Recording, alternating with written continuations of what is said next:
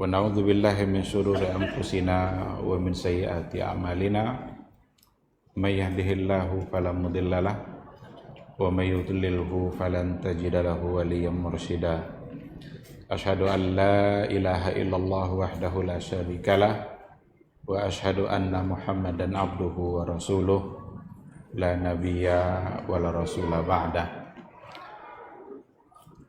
Ma'asyiral hadirin wal hadirat, kaum muslimin dan muslimat yang dimuliakan Allah.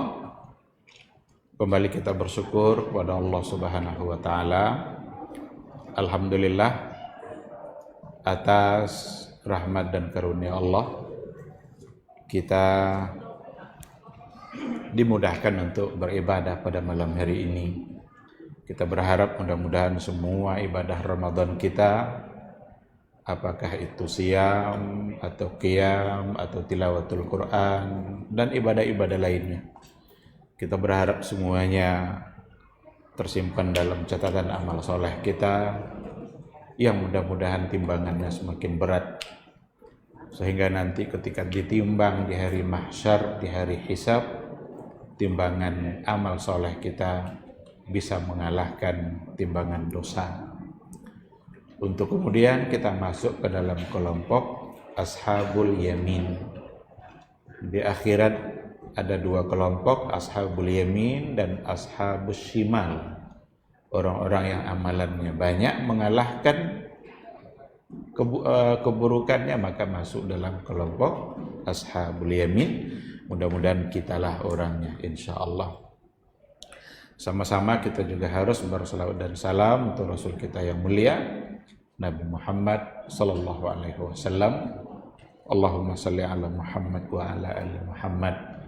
Mudah-mudahan kita adalah umatnya yang setia berada di atas sunnahnya, bangga untuk berada di atas garis yang telah beliau ajarkan, dan mudah-mudahan kita tidak menyimpang sampai akhir hayat nanti. Kita berharap mudah-mudahan di hari mahsyar semua kita bisa mendapatkan syafaat dari beliau dan bisa mendapatkan minuman yang akan dituangkan langsung oleh Nabi kita yang mulia dari telaganya.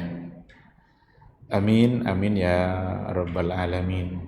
Ikhwati fillah, ma'asyiral hadirin wal hadirat, rahimani Allahu wa iyyakum. Saya ingin menyambung apa yang sudah kita bahas pada pertemuan yang sebelumnya. Pertemuan yang sebelumnya kita bicara tentang ahamiyatut taubah, bagaimana pentingnya untuk kita bertaubat, dan Ramadan ini salah satu dari namanya adalah syahrut taubah. Betapa celakanya orang-orang yang kalau seandainya keluar dari Ramadan tetapi dosanya tidak terampuni. Ba'udah man adraka Ramadan wa lam yughfar lahu. Jauh dari rahmat Allah, celaka orang-orang yang kalau seandainya memasuki bulan Ramadan tapi ternyata dosa-dosanya tidak terampuni. Malam ini saya ingin menyampaikan beberapa hal yang mudah-mudahan membuat kita semakin bersemangat untuk bertaubat dan membersihkan diri, yaitu adraru adz-dzunubi wal ma'asi in lam yatubal muslim. Apa yang akan dia dapatkan disebabkan oleh dosa dan kemaksiatan jika dia tidak bertaubat. Kalau ndak awak kau bertaubat, nah dosa-dosa yang ada apa akibat? Dan ternyata kalau kita tengok penjelasannya para ulama dan berdasarkan kepada hadis-hadis yang ada, riwayat-riwayat yang ada, kita menemukan akibat yang sangat fatal yang mudah-mudahan kita semua tidak mendapatkan akibat itu. Saya akan sampaikan dengan ringkas mengingat waktu. Yang pertama, dosa dan kemaksiatan itu jika kita tidak bertaubat maka akan mengakibatkan hirmanul ilmi syar'i, akan membuat kita terhalang untuk mendapatkan ilmu syar'i. Dosa itu sebagai penghalang. Tidak mau otak kita menerima, sulit kita untuk memahami al-ilmu syar'i. Dan kalau seandainya itu kita sudah sulit untuk memahaminya, bagaimana mungkin kita mengamalkannya? Hirman itu haram, berarti diharamkan. Terhalang dia untuk mendapatkan al-ilmu syar'i. Imam Syafi'i ketika ia duduk di hadapan Imam Malik, nampaklah oleh Imam Malik itu kecerdasan yang luar biasa dari Imam Syafi'i.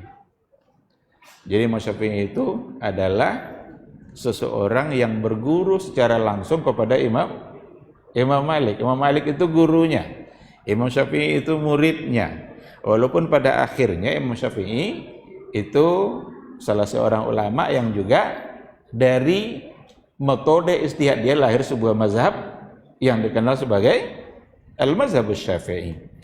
Ketika ia melihat kecerdasan Imam Syafi'i, nampak oleh dia yang luar biasa kecerdasan itu.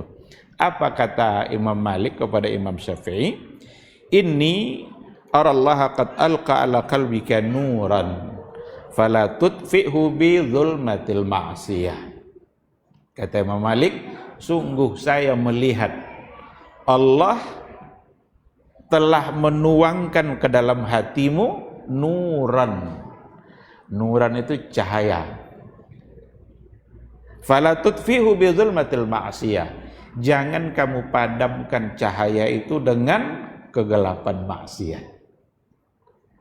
Jadi salah satu dari bukti kecerdasannya Imam Syafi'i itu, kan dia datang tuh ingin belajar hadis kepada Imam Malik. Kata Imam Malik, nggak usah belajar dulu sama saya. Kalau mau belajar, tolong baca dulu kitab saya, Muwatta Imam Malik. Kata Imam Syafi'i, Muwatta itu udah di kepala saya semuanya. Ayalah katanya, kalau begitu ayo belajar. Jadi sebelum dia belajar, ternyata Muwatta Imam Malik itu sudah berada dalam kepala Imam Syafi'i. Jadi kalau dia membaca sesuatu sulit lupa. Jadi itulah jadi Imam Syafi'i. Kalau awak ala puir membaca, anda aja laki-laki lah. Jangan-jangan karena kemaksiatan. Karena kemaksiatan menghalangi kita untuk mendapat al-ilmu syar'i. Imam Syafi'i juga berguru kepada Waqi', dan Waqi' itu punya pesan. Dalam sebuah syair diungkapkan oleh Imam Syafi'i, syakautu ila Waqi'in an su'i hibzi fa arsyadani ila tarkil ma'asi fa'lam anna al-ilma nurun wa nurullahi la yuhda li'asi. Jadi syakautu ila Waqi'in an su'i hibzi.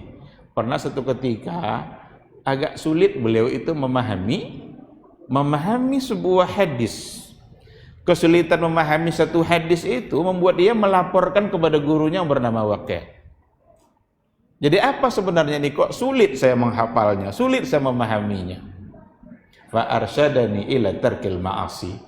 Maka Waqi' itu menyuruh saya, membimbing saya agar tetap meninggalkan maksiat. Fa'lam annal ilma nurun. Ketahuilah bahwa sesungguhnya ilmu itu nur. Ilmu itu adalah cahaya. Wa nurullahi la yuhda li'asi.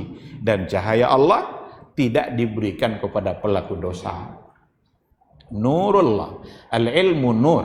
Ketika dikatakan al-ilmu nur, kata al-ilmu kalau kita temukan dalam hadis atau dalam Al-Quran, itu memang maksudnya adalah al-ilmu syar'i, ilmu syariat. Ketika dikatakan innama yakhshallaha min ibadihi al-ulama, sesungguhnya yang akan selalu takut kepada Allah itu adalah al-ulama. Siapa al-ulama ini? Orang yang berilmu. Ilmu apa? Karena ilmu itu banyak. Maka dalam Al-Quran dan hadis kalau disebutkan al-ilmu, itu maksudnya al-ilmu syar'i. Kalau dikatakan ahlul ilmi, itu al-ulama fi ilmi syar'i. Itu yang yang dimaksud. Kenapa memang harus ilmu syar'i? Karena ilmu syar'i lah yang membuat orang menjadi takut kepada Allah.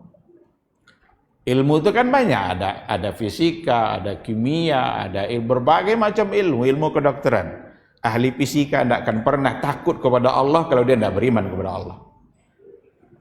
Ahli kimia tidak akan pernah takut kepada Allah kalau dia tidak beriman kepada Allah. Oleh karena itu, al-ilmu secara mutlak, kalau disebutkan dalam hadis, itu memang cenderung adalah ilmu syar'i. Ketika dikatakan umpamanya, seperti yang tadi itu, innama yakhshallaha min ibadil ulama. Banyak lagi ayat-ayat yang lain. Hal yastawil ladzina ya'lamuna wal ladzina la ya'lamun. Apakah sama orang-orang berilmu dan orang-orang tidak berilmu? Ini ilmu apa ini? Yang akan membedakan mereka. Ilmu syar'i yang diamalkan. Jadi kalau disebut ilmu, maka masuk di situ juga amal. Ketika dikatakan hirmanul ilmu syar'i, diharamkan mereka untuk mendapatkan ilmu syar'i, berarti mereka juga akan terhalang untuk mengamalkannya. Apa kan diamal kalau ilmu tidak ada. Oleh karena itu, ini akibatnya bagi kehidupan kita sangat fatal. Ilmu itulah yang akan membimbing kita menuju surganya Allah. Al-ilmu syar'i itulah yang akan menyebabkan kita mendapatkan surganya Allah Subhanahu wa ta'ala. Kalau itu yang sudah terhalang, apalagi yang mau kita andalkan, apalagi yang mau kita harapkan.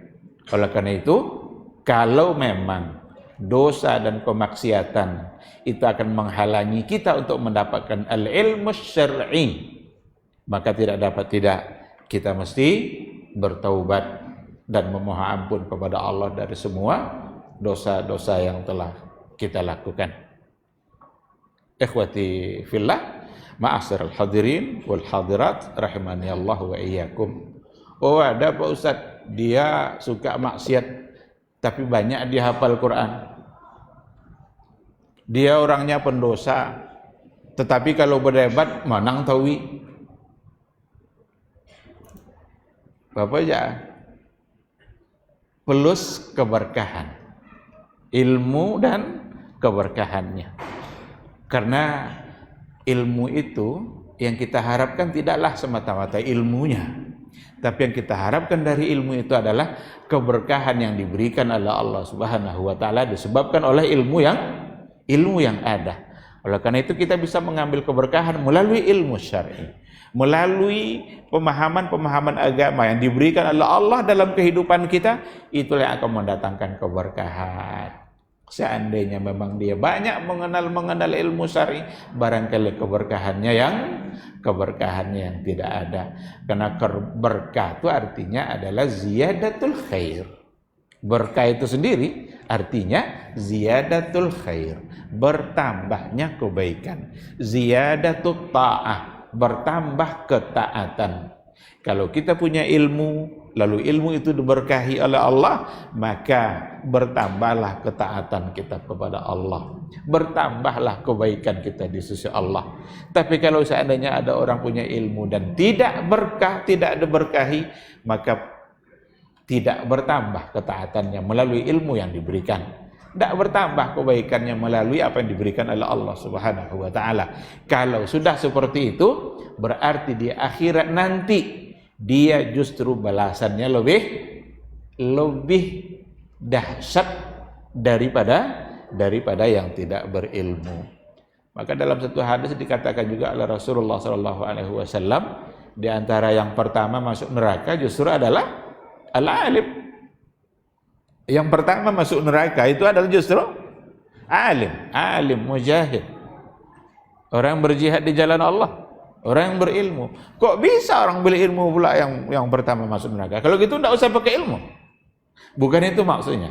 Ambil ilmu, pelajari baik-baik agama ini, tapi raih keberkahan ilmu itu sendiri. Jadikan ilmu membuat kita menjadi lebih baik, jadikan ilmu itu membuat kita menjadi lebih taat. Itulah orang-orang yang tidak diharamkan mendapatkan ilmu syar'i, dan itu akan ada pada orang-orang yang jauh dari az-dzunub wal ma'asi, dari dosa dan kemaksiatan. Itu yang pertama. Yang kedua, Hirmanur rizki.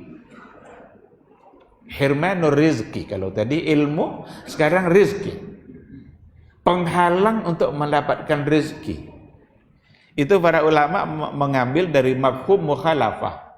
Apa mafhum mukhalafahnya? Karena kalau seandainya orang yang bertakwa kepada Allah, maka akan diberikan rezeki yang tidak diduga-duga. Bukankah ayatnya seperti itu? Wa may yattaqillaha yaj'al lahu makhraja wa yarzuquhu min haitsu la yahtasib. Orang-orang yang bertakwa kepada Allah, maka Allah akan berikan solusi untuk semua problem hidupnya. Oleh karena itu solusi masalah hidup ada pada ketakwaan kita kepada Allah, ada pada kedekatan kita kepada Allah. Kenapa demikian? Karena dialah Allah yang mampu memberikan solusi dalam semua persoalan kehidupan kita. Kalau kita dekat-dekat dengan yang punya solusi, tentu dia berikan. Wa yarzuqhu min haitsu la yahtasib, dan ia akan berikan rezeki dari jalan yang tidak diduga-duga. Seandainya nanti kita mendapatkan rezeki yang tidak kita duga-duga, yakinlah itu kena kebaikan sebelumnya yang sudah kita lakukan. Kebalikannya, kalau memang ketakwaan itu membuat kita mendapat rezeki yang tidak diduga-duga, berarti dosa dan maksiat membuat rezeki menjadi jauh. Ini namanya mafhum mukhalafah. Lagi-lagi mungkin akan ada pertanyaan. Banyak Pak Ustaz orang yang maksiat kerjanya tapi kaya raya. Banyak Pak Ustaz orang yang pendosa tapi bisnisnya lancar aja. Riba tidak mau dia tinggalkan, kadang curang dalam berdagang tapi banyak duitnya. Lagi-lagi harta tidak sekedar harta, tapi yang penting di balik harta itu adalah keberkahan. Banyak orang yang semakin banyak hartanya, semakin payah tidurnya, semakin tidak taat dia sama Allah. Dulu rajin dia 5 waktu ke masjid terus itu. Setelah kaya, sibuk oleh hartanya. Buat apa harta banyak kalau buat kita jauh dari Allah Subhanahu wa ta'ala? Maka hirmanur rizki bukan sekadar diharamkan untuk mendapatkan secara zahir materinya, tetapi adalah keberkahan yang ada di balik materi. Ada orang yang hidupnya biasa-biasa saja, tapi begitu dia menikmati kehidupannya, begitu dia mendapatkan ketenangan jiwanya, jauh dia dari tuntutan-tuntutan problem kehidupan yang disebabkan oleh harta. Padahal hidupnya biasa-biasa saja. Tapi ada di antara orang yang memang dimudahkan pintu dunia itu oleh Allah, tapi ternyata hatinya semakin tidak tenang, jiwanya semakin dihantui oleh banyak masalah. Berarti apa yang diberikan oleh Allah tidak diikutkan dengan pemberian Allah pada keberkahannya. Maka Rasulullah SAW di hadapan para sahabatnya dan juga Umar bin Al-Khattab di hadapan prajuritnya, apa katanya? Saya tidak khawatir kalau kalian itu diberikan, diuji dengan kemiskinan oleh Allah Subhanahu wa ta'ala. Tidak khawatir saya. Karena iman kalian kuat, lalu mampu menghadapi kemiskinan dan cobaan hidup. Yang saya khawatirkan justru, kata Rasul, ketika Allah buka pintu dunia di hadapan kalian. Kalau sudah dibuka pintu dunia, jangan-jangan ujian itulah ternyata yang kalian tidak mampu. Itu Nabi di hadapan sahabatnya, Umar di hadapan prajurit-prajuritnya yang juga sebagian adalah sahabat. Bagaimana dengan kita hari ini? Nah, oleh karena itu, al-dzunub wal ma'asi, dosa-dosa dan kemaksiatan itu akan membuat kita menjadi terhalang untuk mendapatkan rizki dan untuk mendapatkan keberkahan dari rezeki yang ada. Dan sungguh keberkahan itu jauh lebih penting daripada sekadar mengejar jumlah. Kalau yang kita kejar itu hanya jumlah, kadang-kadang kita lupa cara. Tidak lagi peduli ini caranya halal atau tidak, ini caranya baik atau tidak. Karena yang ingin diperjuangkan adalah jumlah. Tapi kalau yang kita kejar adalah keberkahan, kita pasti akan selalu berpikir untuk mengambil sesuatu. Ini kira-kira halal atau tidak? Ini kira-kira dari jalan yang benar atau tidak? Karena jalan yang tidak benar untuk mendapatkan harta, dipastikan hartanya tidak ada keberkahan. 2. Yang ketiga, hirmanut ta'ah. Bisa-bisa dengan dosa dan kemaksiatan terhalang kita untuk taat kepada Allah Subhanahu wa taala. Maka para ulama dulu sering memberikan gambaran dan mengingatkan, seandainya kalian sulit untuk bangun malam, ini kata nasihat para ulama dulu, seandainya sulit bangun malam, jangan-jangan kalian telah dibelenggu oleh dosa dan kemaksiatan kalian. Jadi dosa dan maksiat membuat kita jauh dari Allah Subhanahu wa taala. Dan ketaatan itu adalah bentuk kedekatan kita kepada Allah Subhanahu wa taala. Ketika datang perintah puasa, apakah semua umat Islam berpuasa? Ya ayyuhallazina amanu, hai orang-orang beriman, kutiba alaikumusiyam, diwajibkan bagi kalian berpuasa. Apakah semua orang-orang beriman berpuasa? Enggak. Kok ada yang tidak? Terhalang mereka untuk taat kepada Allah. Kadang bangga pula dia minum di hadapan orang-orang berpuasa, padahal dia muslim dan tidak ada uzur syar'i untuk tidak berpuasa. Kenapa itu bisa terjadi? Kok dia anggap biasa saja kemaksiatan seperti itu? Apa yang menghalangi dia untuk taat itu? Dosa dan kemaksiatan membuat kita sulit untuk taat kepada Allah. Kalau seandainya dosa dan kemaksiatan sudah terlalu sering untuk dilakukan, maka dosa dan kemaksiatan dianggap sebagai sesuatu yang biasa. Tidak lagi ada rasa malu untuk melakukannya. Padahal seandainya dia ingat kepada Allah dan dia ingin coba bela iman yang ada di hatinya, saya yakin dia tidak akan melakukan hal-hal yang seperti itu. Kenapa banyak orang yang berjudi, orang yang bermabuk-mabukan? Dan ketika dihalang malah yang menghalangi itu pula yang dia marahin. Kok bisa? Terhalang dia untuk taat kepada Allah. Az-dzunub wal ma'asi, dosa dan kemaksiatan. Ikhwati fillah, ma'asyiral hadirin wal hadirat, rahimani Allahu wa iyyakum. Ada banyak poin. Saya ingin ambil satu poin lagi. Annal ma'siyah turithu adzulla. Sesungguhnya kemaksiatan, dosa dan kemaksiatan itu membuat kita menjadi seorang yang dzalilun haqirun, menjadi orang yang hina. Tidak ada harganya, tidak ada artinya dia di hadapan Allah Subhanahu wa ta'ala. Kalau ingin kita berarti di hadapan Allah, ambil kemuliaan, dan kemuliaan itu adalah cara yang diajarkan oleh Allah Subhanahu wa taala. Maka di dalam Al-Qur'an dikatakan surat Fatir ayat 10, "Man kana yuridul 'izzah falillahil 'izzatu jami'a." Man kana yuridul 'izzah, siapa saja yang menginginkan izzah. Izzah itu kemuliaan, harga diri, mulia di sisi Allah. Falillahil 'izzatu jami'a. Hanya untuk Allah lah kemuliaan itu semuanya.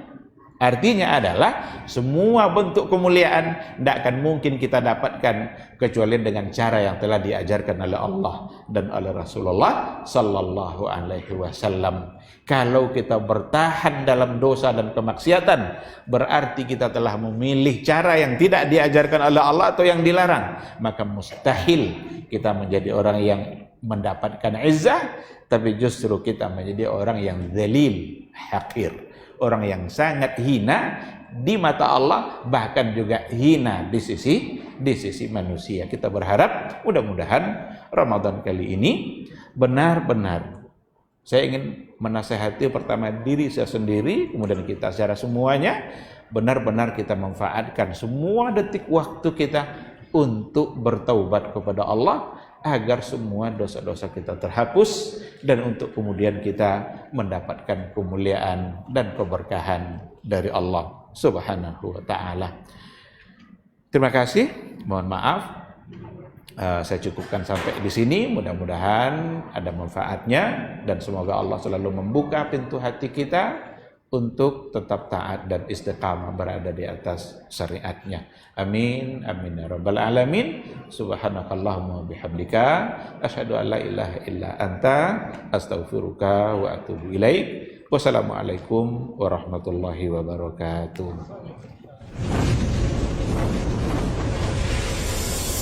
Baba TV Sunnah, belajar agama baru alim.